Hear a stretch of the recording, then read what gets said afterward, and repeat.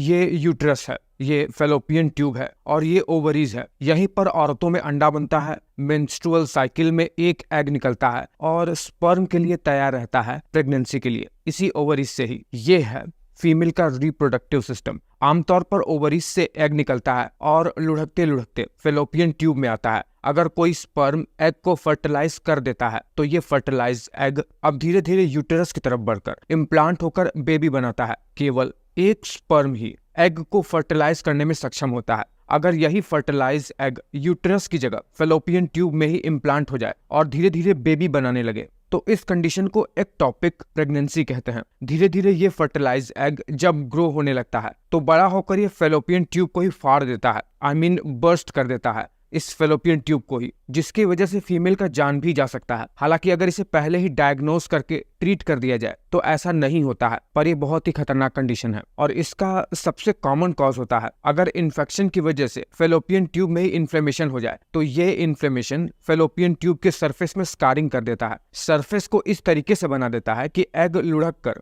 Uterus की तरफ जा ही नहीं पाता है और ट्यूब में ही एग इम्प्लांट हो जाता है। अगर किसी महिला को हार्मोनल इम्बैलेंस है या फिर उसका एग ही अब नॉर्मल बन रहा है, इस कारण से भी महिला को एक्टोपिक प्रेगनेंसी होता है।